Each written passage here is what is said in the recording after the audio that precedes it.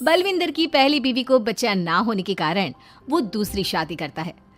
लेकिन जब दूसरी शादी से भी बच्चा नहीं होता तो वो तीसरी शादी करता है। और तीसरी शादी करने के बाद भी जब उसे संतान का सुख प्राप्त नहीं होता तो वो डॉक्टर को दिखाता है। और फिर बलविंदर जी, दोष आपकी बीवियों में नहीं, आप में है। आप में ही कुछ मेडिकल रीजंस की कमियां हैं जिनके कारण आप कभी भी किसी बच्चे के बाप नहीं बन सकते। अरे बाप रे, ये तो घोर समस्या हो गई। एक बच्चे का बाप बनने का मेरा सपना था और आज वही चूर चूर हो गया। 3 बीवियों में पहली बीवी इंद्राणी, दूसरी बीवी सुधा और तीसरी बीवी कलावती। मुझे एक माँ बनने का सौभाग्य प्राप्त करना है। मुझे भी, इसीलिए तो मैंने शादी की थी। अरे लेकिन अब किसे पता था कि हमारे पतिदेव में ही कमी होगी। अब हम क्या करें? हम एक बच्चे को गोद लेते हैं।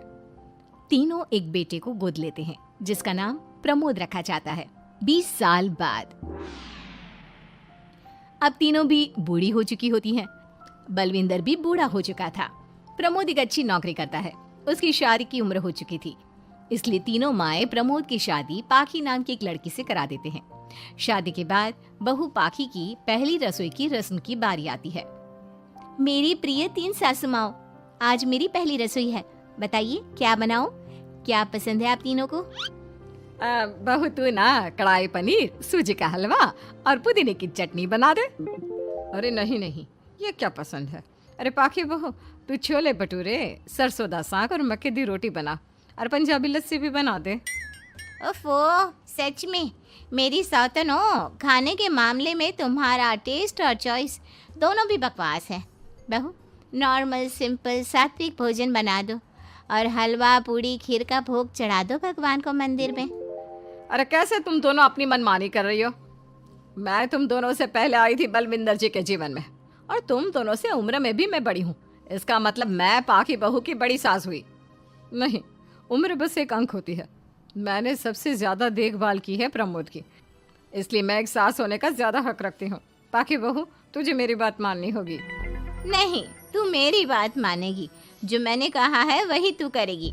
नहीं, मेरी बात मानेगी वो। नहीं मेरी। तीनों सास आपस में चिल्लाने लगती है और फिर वहाँ पर बलविंदर और प्रमोद आ जाते हैं। अरे ये क्या बिल्लियों की तरह लड़ रही हो तुम तीनों सास?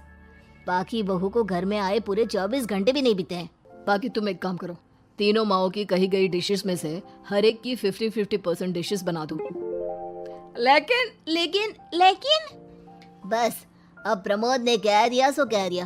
तुम तीनों अब झगड़ना और बहस करना बंद कर दो। पाखी तीनों सासों की कही गई आधी आधी डिशेस बनाती है और इस तरह अपनी पहली रसोई की रस्म पूरी करती है, जिसके बाद उसकी तीनों सास उसे शगुन और नेक देती हैं। फिर एक दिन, अरे पाखी बहू, तुमने अपना सारा काम निपटा लिया है ना? तो जरा यहाँ आना। मेरे ना घुटनों की मांसपेशियों में बड़ा दर्द हो रहा है। जरा तेल या बाम से मालिश तो कर दे बेटा। तभी वहाँ पर इंद्राणी और कलावती भी आते हैं। पाखी बहू, चलो मेरे साथ बाजार। मुझे ना नई साड़ियाँ खरीदने हैं। तुम्हारी फैशन सेंस बहुत अच्छी है ना, इसलिए मैं चाहती हूँ कि तुम मेरे साथ चलो। अरे पर मैं यहाँ पे पहले आई, तुम्हारे साथ ही सही, लेकिन मेरी स्पीड सबसे तेज थी। पाखी बहू, मेरे कमरे की अलमारी और पर्दे साफ कर दो ना, बहुत धूल जम गई है। मुझे खांसी भी आ रही है। अरे ऐसे कैसे तुम दोनों मेरी बहू को अपने साथ ले जा सकती हो? सबसे पहले मैंने बहू को कहा है कि वो मेरे घुटनों की मालिश कर दे। अब जाओ, 1 घंटे के बाद अपनी ये फीकी शक्लें लेकर फिर से आना। सुधा मैडम, ज्यादा ना बोलो। पाखी बहू को तुम दोनों से ज्यादा नेक दिया है मैंने, इसलिए पाखी बहू तो मेरा ही काम करेगी। और वैसे भी ये सुशील सर्वगुण संपन्न बहू अपनी इस बेचारी बूढ़ी सास को खांसते हुए कैसे देख सकती है? क्यों पाखी बहू? हाँ, पर नहीं पाखी बहू, तुम इन दोनों की भावनाओं के जाल में मत फंसो। और रही बात शगुन और नेक की, तो रिश्तों को प्यार के भाव से तोला जाता है, ना कि पैसों के भाव से। मतलब ही कहीं की। ओ इंद्राणी, ज्यादा मत उछलो। पता है कौन कितना मतलबी है। उफो, अब फिर से आप तीनों मत शुरू होइए। मैं आप तीनों की काम करूंगी, लेकिन बारी बारी। सबसे पहले सुधा सासू माँ का, फिर कलावती सासू माँ और फिर इंद्राणी सासू माँ का। इसके बाद तीनों सासू में फिर से लड़ाई और कहासुनी छिड़ जाती है। फिर एक दिन जब पाकी घर का किराने का सामान लेने बाहर निकल रही होती है कि तभी बहू, मुझे ना मेरा पुराना संदूक नहीं मिल रहा, तू आकर ढूंढ देगी क्या? अब ठीक है इंद्राणी सासू माँ।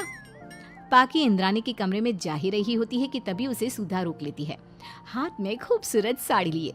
पाकी बहू, ये मेरी ना साड़ी पर पिछली बार अचार गिर गया था, इसे प्लीज अच्छे से धो देना। वो कल शाम को विमला जी के बेटे की शादी में जाना है ना, एक ही बार पहनी है ये साड़ी मैंने, अभी धो देगी तो कल तक अच्छे से सूख जाएगी और कड़क इस्त्री करके मैं तेरा परफ्यूम मार कर शादी में जाऊंगी। हाँ लेकिन सुधा सासू माँ, उतने में कलावती भी वहाँ पर एक कढ़ाई लेकर आ जाती है। पाखी बहू, ये मैंने कल रात को मेहंदी भिगोई थी लोहे की कढ़ाई में, मेरे बालों में लगा देना बिटिया, तू तो मेरी प्यारी बहू है ना? इंद्राणी वहाँ आ जाती है और तीनों सास फिर से एक दूसरे को गुस्सेल आंखों से देखती है और फिर से आपस में लड़ना शुरू कर देती है। तुम अपने आप को समझती क्या हो? खरीद लिया है क्या मेरी बहू को? ये मेरी बहू है। तो मेरी पड़ोसन है क्या? ये मेरी भी बहू है और मेरा भी इस पर उतना ही हक है जितना कि तुम्हारा। तुमने खरीद नहीं लिया है ना, तो ये मेरी है, सिर्फ मेरी इकलौती बहू मेरी पाखी, मेरा ही काम करेगी। क्यों पाखी? नहीं नहीं, ये मेरा काम करेगी। पहले मैंने आवाज लगाई थी, तुम दोनों तो ऐसी बहू पाने के लायक भी नहीं हो। हट जाओ तुम दोनों और खुले मैदान में जाकर एक दूसरे से लड़ो और नोचो एक दूसरे को। लेकिन पाखी बहू तो सिर्फ मेरी ही सुनेगी और मेरे ही आदेशों का पालन भी करेगी। तीनों सासों के बढ़ते झगड़े को देख पाखी अपना आपा खो देती है और जोर से चिल्ला पड़ती है, बस बहुत हुई आप तीनों की तू मैं। अरे रोज ना ड्रामा लगाती रहती हो, 50 साल की बूढ़ी औरतें हो गई हो, फिर भी बच्चों की तरह लड़ती रहती हो। अब बस बहुत हुआ, अब तो मैं आप तीनों में से किसी की भी बात नहीं सुनूंगी और मैं जा रही हूँ ये घर छोड़ के। अब मुझ में और सहन शक्ति नहीं बची, मैं चली। अब लड़ो झगड़ो, एक दूसरे को मारो पीटो नोचो, जो करना है करो। पाखी अपना सूटकेस लेकर घर से बाहर निकलने लगती है। तभी तीनों सास बेहद घबरा जाती हैं और भावुक होकर पाखी से विनती करने लगती है, पाखी बहू, बहू हमें छोड़कर मत जाओ ऐसे। अरे हम तुम्हारे बिना मर जाएंगे। इतने कम समय में ही तुम हम सबकी जीने की वजह बन चुकी हो, माफ कर दो हमें बेटा। हाँ पाखी बहू, हम आइंदा से कभी नहीं लड़ेंगे और हंसी खुशी मिलकर बात करते रहेंगे, वादा करते हैं। हाँ बहू, लेकिन तू मत जा प्लीज, ये घर तेरे बिना सुना सुना हो जाएगा। हम तीनों सासों की एक ही तो बहू है, लेकिन हम अपनी एक बहू को बेटी की तरह प्यार देंगे, उसके साथ सहेलियों की तरह रहेंगे।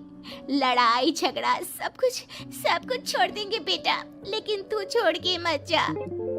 अपनी तीनों सासों को भावुक देखकर पाखी की भी आंखें भर आती है और वो उन तीनों को माफ कर देती है और उनके गले लग जाती है। इसके बाद तीनों सास अपनी एक बहू संग खुशी से मिलजुल कर रहती हैं और आपस में जरा भी लड़ाई झगड़े नहीं करती।